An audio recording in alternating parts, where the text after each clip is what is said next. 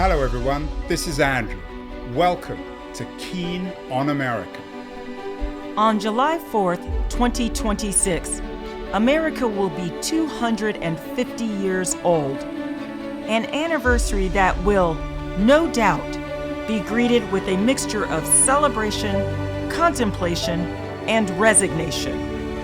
In Keen on America, Andrew talks not just about the American past and present, but also speculates on its future.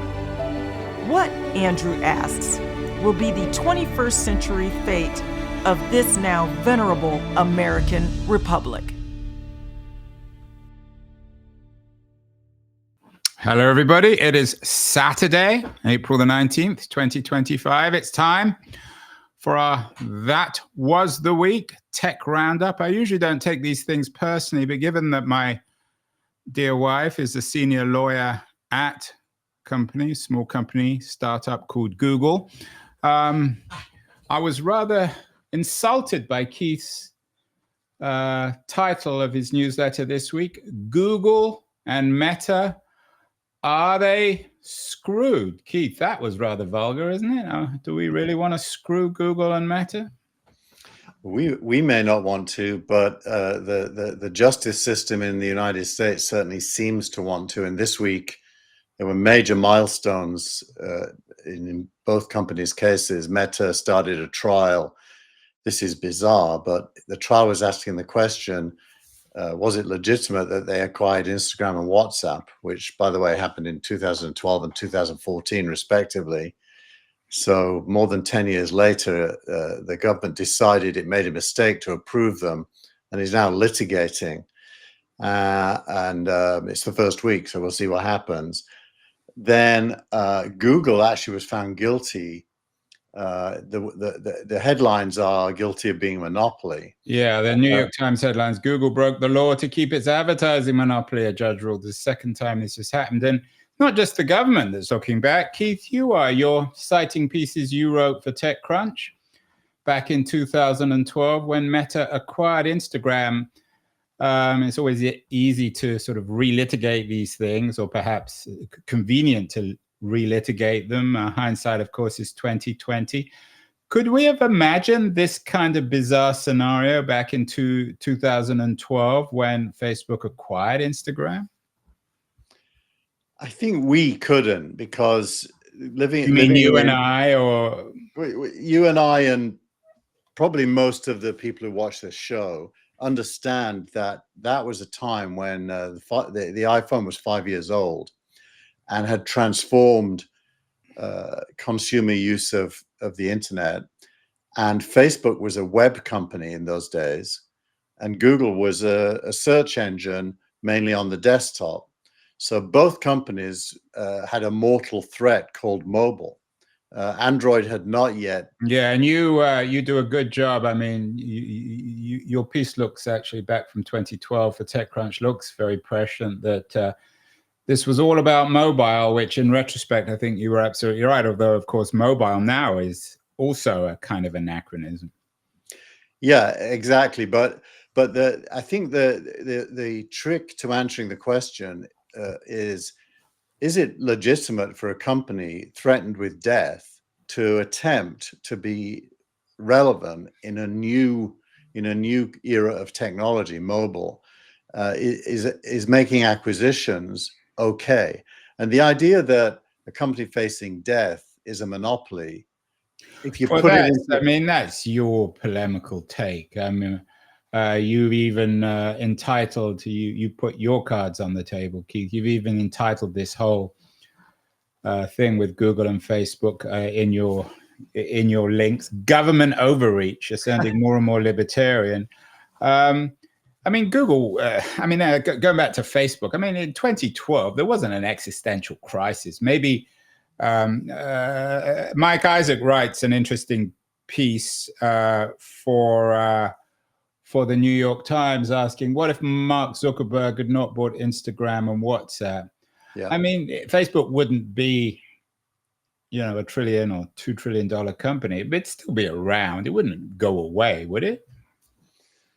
Well, it would go through an existential crisis because Facebook, what is Facebook? It's a way of packaging content for consumers at huge global scale, 2 to 3 billion people.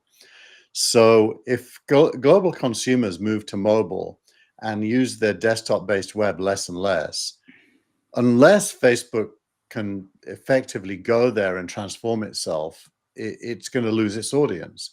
So I think these things are real. If you're sitting on the management team of Facebook in 2012 through 2015, you would be facing some serious problems. And I think Zuckerberg's emails this week bear that out. By the way, the emails show him to be a very thoughtful, prescient, strategic leader as well. Yeah, and I mean, it only underlines the fact that every company is always facing an existential threat. The innovator's dilemma is as true for Facebook and Google as it is for OpenAI today. I'm sure Sam Altman, if he has Zuckerberg's strategic sense, is already trying to think 2 or 3 moves ahead of everybody else. So Right. isn't that somehow inevitable? So are you, I mean, is this, the more this stuff happens with the government trying to unravel, say, I'm no fan of Google. I'm certainly no fan of Facebook or Zuckerberg.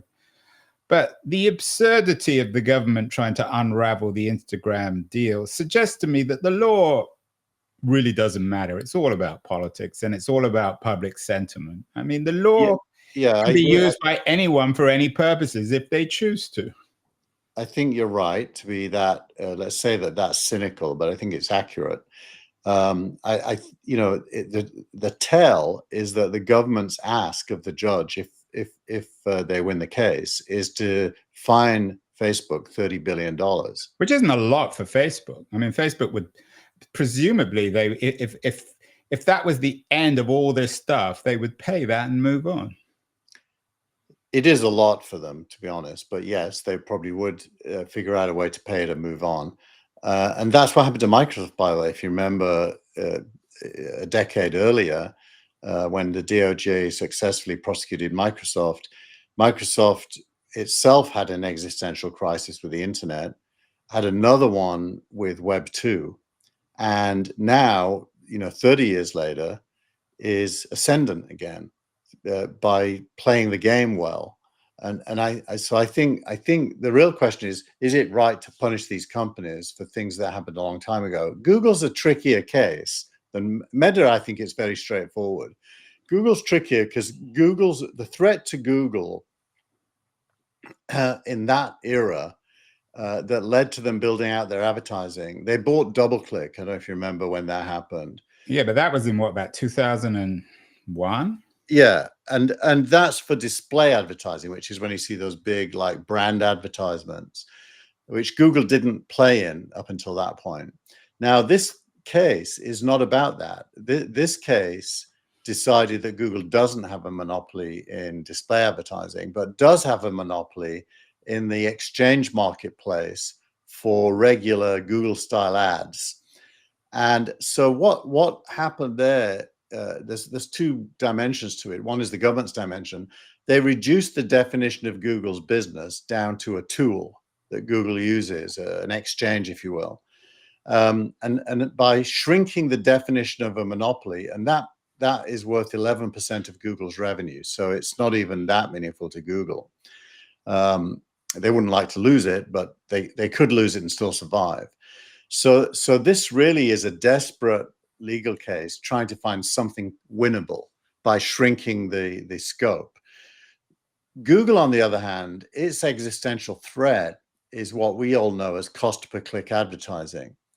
Cost per click advertising is when you do a search and you click on a search result that's being paid for. And we do that less and less of the time, and advertisers are paying less and less per click when we do it. So Google's core business is in dollar terms is shrinking, and they need to have alternative revenue streams, and that only gets accelerated in this world of AI, where ads don't really sit very neatly alongside AI results. So I think Google's got an existential crisis bigger than Meta's right now. So in other words, to borrow some words from you, Google is more screwed than Meta. I'm going to tell my wife that. Well, being screwed is a relative term. If you put a timeline on it doesn't sound very relative to me. It seems fairly the opposite of relative is absolute. Either you're screwed or you're not. You can't be half screwed, can you, Keith? Yeah, but let's not drill down into that one. But well, we can drill down it. Excusing me. But look, the reason I put the quotes from my writings in TechCrunch is they were 12 years ago, 13 years ago, and I predicted they were screwed then, unless they succeed. In the case of Meta, that goes without saying, you're always screwed if you don't succeed. Right. Well, in the case of Meta, they did. In the case of Google, they really didn't adjust, but it's such a slow process to get rid of search advertising that the impact on them has been, much. But it's the same as Microsoft. I mean, Microsoft fell onto desktop publishing. They had, quote unquote, a monopoly, and they've depended on that and adapted their business over the last 25 years. Google will do the same. I mean, that's the nature of corporations. They fall on the golden egg, and then they have to reinvent anyone. You had one very nice phrase, Keith, from your editorial this week. Nobody can accuse the government of being fast. I think that's the biggest understatement of them all. I mean, the cliche is the government's always fighting the last war. It isn't even the last war. This is the war before the last war. Exactly. It's shocking. And I think you have to conclude that this was, and not to personalize it, but I think this was Lena Khan looking for a win. Oh, no, you had to drag Lena in. She's not even around anymore. Why do you have to blame up poor Lena? Because I think she was the catalyst, along with Elizabeth Warren, by the way. So it's the women. What about Tim Wu? He was on my show. He has as much to blame. I'm less familiar with him, so I can't blame him. Yeah, you always blame the women, Keith. Poor Elizabeth Warren and the other one. What your graduate? What did you used to call her? A graduate student? That's what she is. She's no longer a graduate student. Do you think she's going back to graduate school? She'll probably get thrown out of the country by the Trump people for being un-American. You would probably if you ran justice, would you throw her out of the country? I would not, because I am actually a believer in pretty unregulated immigration. But in all seriousness, this headline stuff, does it really matter? I mean, it matters to the people at Google and Meta, but in a broader, in the broader history of technology, things move so fast that these companies will adapt and reinvent themselves. Some will be damaged, some won't. And meanwhile, now it's OpenAI, which is driving technology forward. And Google and Facebook are wannabes. You've written off Google. I'm not so convinced. Meta's Llama initiative is an interesting variant on OpenAI. But what is the historical significance here?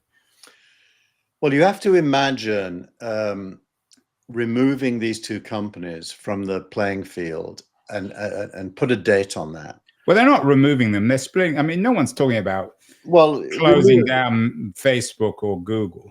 No, but just as an intellectual exercise, imagine, let's put quotes around removing, but fundamentally change their ability to play the role they play today. If you would have done that 10 years ago to either Google or Meta, it would have had a pretty major impact on what happened next.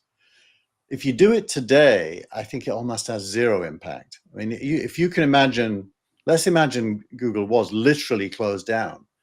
I don't think anyone would notice after about a month. I think there's enough other things to find what you want that you wouldn't miss it. And Meta, not only would you not miss it, you might cheer at the rooftops. Well, I mean, Facebook, you just use TikTok.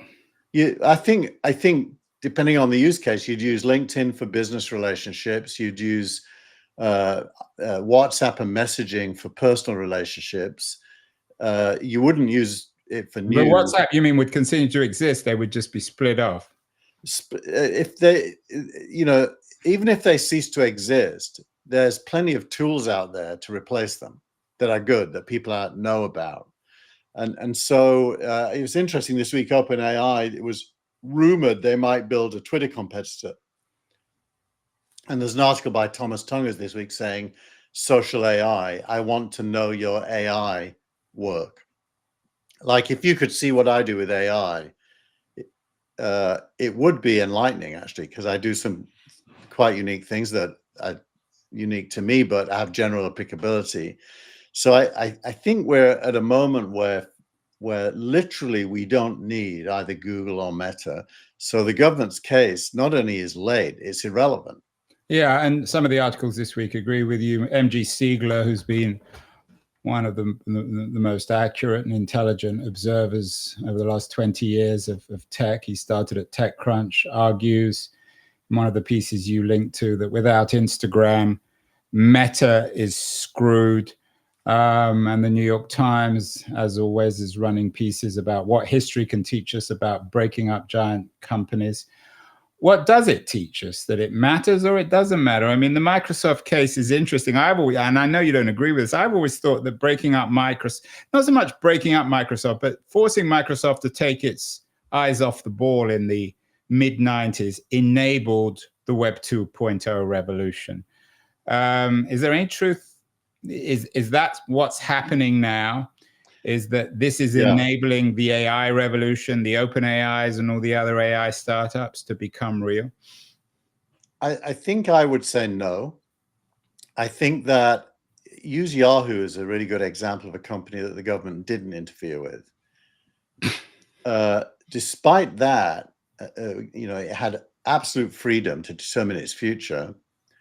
It didn't anticipate or understand how to react to Web 2. Well, I think with Yahoo, I don't again relitigate, but Yahoo was destroyed by Google because they automated search. Whereas, well, that's true, but that's an earlier moment. You're right about that.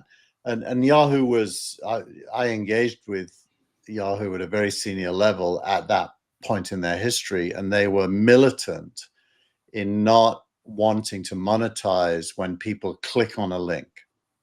They wanted people to not click on links. They wanted them to stay inside Yahoo. So they had this like NBC mentality of being the walled garden. What was that? What did they had the opportunity to buy Google? What was it, for $1 billion? $1 billion, exactly.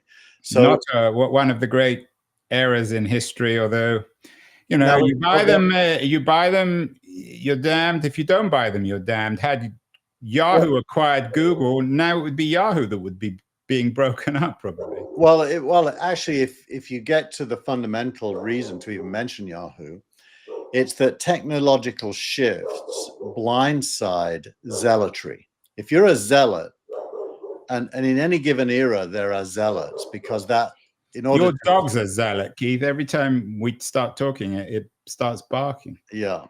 So basically, in every technological era produces zealots for the era.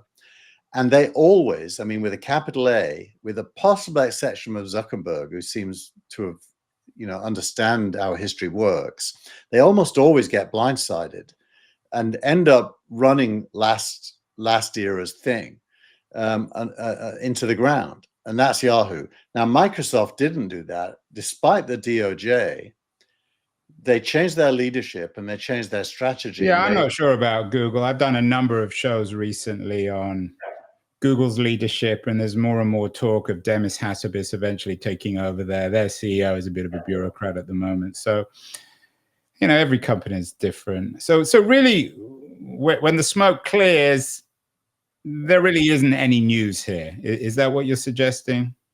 The only news is how stupid the government and the law courts are. Well, that's not exactly news. You're making me more and more of a libertarian like you, government overreach. I mean, in the age of Trump, what does Trump want here? He just wants more money. He probably wants Facebook's $30 billion to go into Truth Social. I think Trump is not even a player here because he's inherited all of this. I think Trump just, has no regard at all for Zuckerberg or for Google. Well, as long as they say nice things about him. where he would have done something to stop Musk being sued. He's not going to do anything to stop these guys losing, because he doesn't care about them, because they damaged him in the past. So Trump's just looking at this through a personal pair of glasses, and therefore he's really irrelevant to the whole thing. Well, the broader context, of course, which we've talked about many times, is the end of the West. We did an editorial last week on that. You have couple of interesting pieces linked to that, especially Tom Friedman, who's been very outspoken this week on China, what China's doing right and what America is doing wrong. He was on the Ezra Klein show. I'm not a big fan of Friedman, but I thought he was quite good. And Peter Orszag, CEO of Lazard, was also on the Klein show. What's the news this week on the decline of the West and the rise of China? Last week, you suggested it was pretty much inevitable. Has anything changed in a week on that front, Keith? Actually, the most interesting thing in this context this week, which isn't in the newsletter because it doesn't really fit into a tech newsletter, is Vance was interviewed by the British podcast Unheard on his attitude towards Europe. And Vance made the point that America was wrong in the Suez Crisis and has been wrong several times since, and that Europe shouldn't and can't depend on America to fight its battles, because America will almost always take a different view and it will often be wrong. I thought it was amazing that he started with that. And he went on to talk about how it's good for America if Europe remilitarizes and looks after itself. And good in two contexts. One is it's good for Europe, and two, it's good to have a third pole in a tripolar world where China and America are the other two. And what that tells you is the American establishment now in the Trump administration is 100% committed to deglobalization at the political and military level. Yeah, I'm not sure you could call it an American. It's a counter-establishment, and I'm not sure. Well, whatever it is, sounds like he's in a law school seminar. So I'm not sure whether he counts for anything, whether anyone listens to him. Certainly within the administration. He was listened to in Europe. That story traveled worldwide almost immediately and was everywhere. And the reason is, it was a pretty fundamental, deep statement of how the Trump administration is looking at the world and America's role within it. So this retreat into fiefdoms is deep seated, I would say. And if you go along with that, then the tariffs are completely irrational. And this is what I try to get to in the editorial. Economic globalization is not only good, it's required for prosperity. And it doesn't necessarily have to correlate to social withdrawal into more local. Harari, I can't remember, I think it was in the New York Times.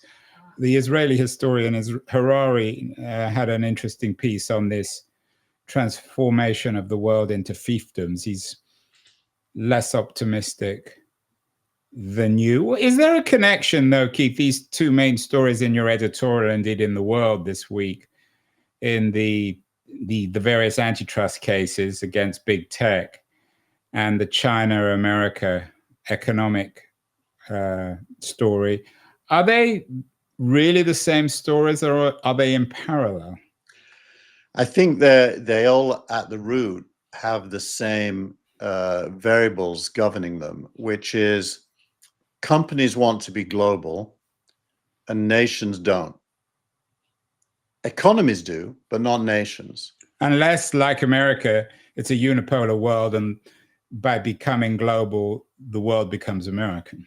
Yeah, well, I actually would put it the other way around.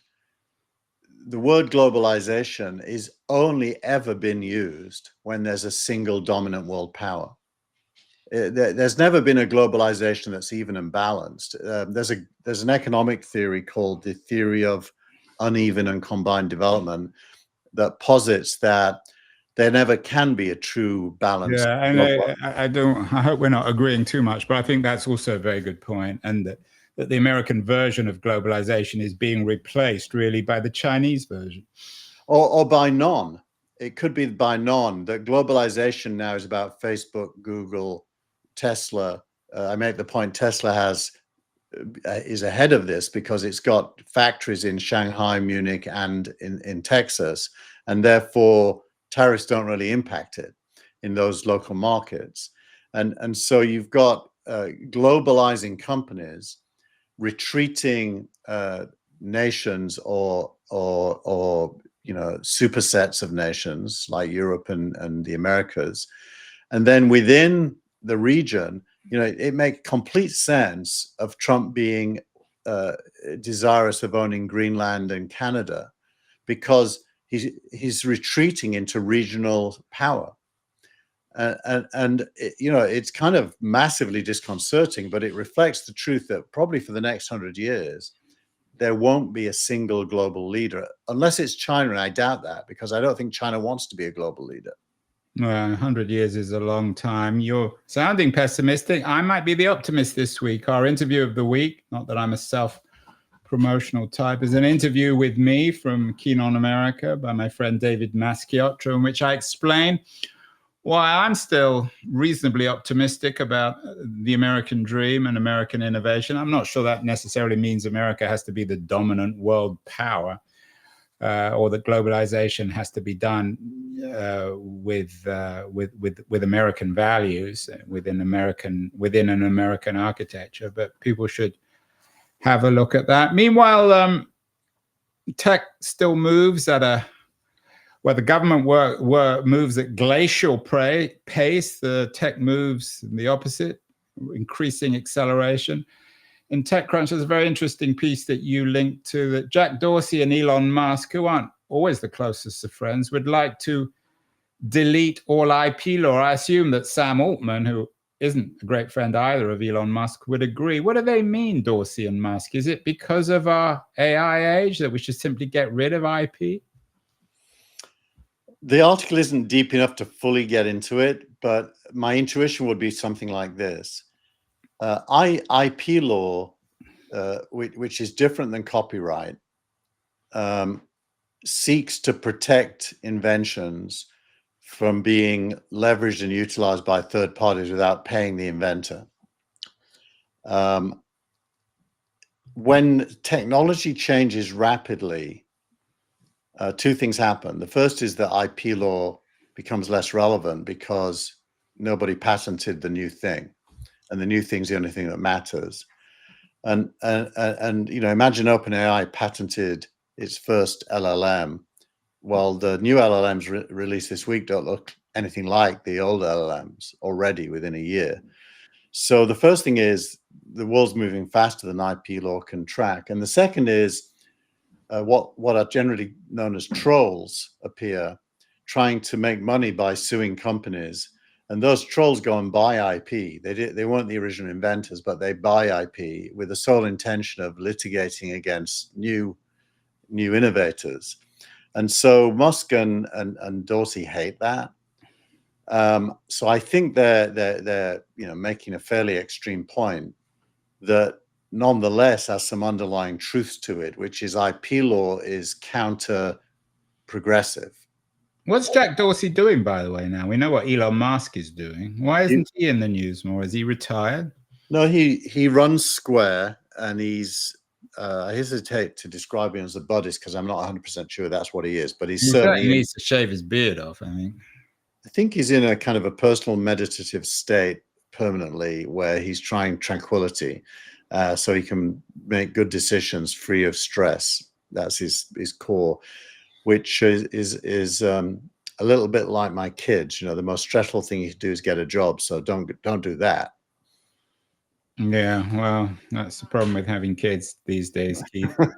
In all seriousness, I mean, you go back in your good editorials, one of your better editorials, going back to 2012. It's always easier to see the past 13 or 14 years into the future. What are the big issues that are being resolved in 2025 that by the end of the 2030s one kind of government or other might be relitigating? Is it? I mean, you mentioned I never really thought of that, but could OpenAI have turned LLMs into their own IP?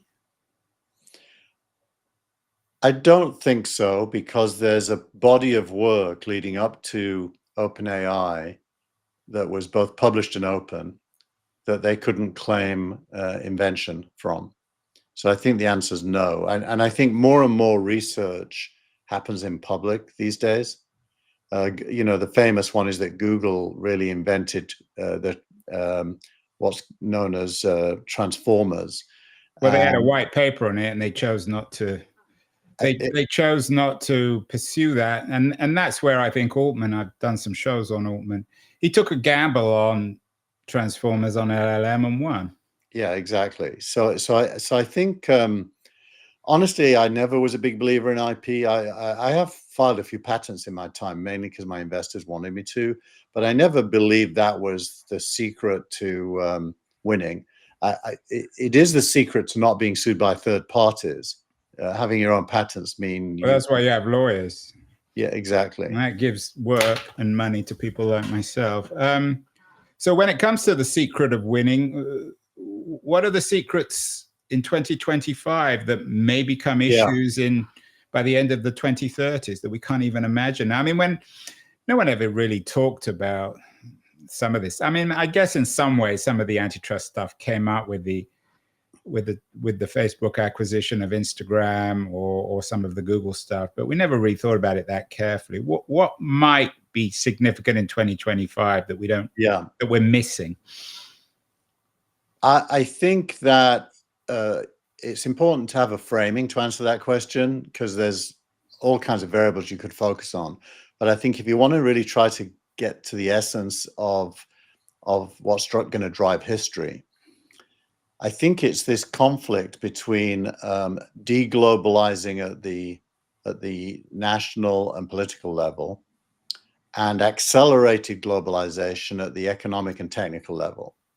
Those two are unhappy partners, and that means that the future leaders of the world are global thinkers living in a world where the political system is run by national thinkers, and that is kind of very interesting. I think the unknown, was it Rumsfeld who talked about that? Rumsfeld talks about the unknown. The unknown is really the impact of AI on employment and abundance, because obviously abundance changes all the variables, and what happens to people without jobs. Are they embraced by society and the abundance is used to raise everyone up? Or do you get this bifurcation into very, very wealthy? Those are the parameters. An optimist will say we're headed for utopia, where nobody needs to work and everyone can eat, live, feed, be entertained. And a pessimist would say we're heading for an apocalypse where it's a hellscape for anyone that isn't rich. Yeah, and Ezra Klein's new book, Abundance, deals with this. It's as you say, the most important issue. I think it requires chess players, people able to think 5, 6, 7 moves ahead. The one person probably in Silicon Valley, or certainly tech person, able to do that, I'm not a great fan of ethically, but a very smart guy, Peter Thiel. I think he's probably thinking about some of these issues. We will see. Finally, your post of the week goes back to the theme of this week. Are Google and Meta screwed? But you're focusing exclusively on Google. It's a post from the Vice President of Regulatory Affairs at Google, a woman called Leanne Mulholland. We won half of this case, and we will appeal the other half. Is this Orwellian logic, Keith? 2 + 2 = 5?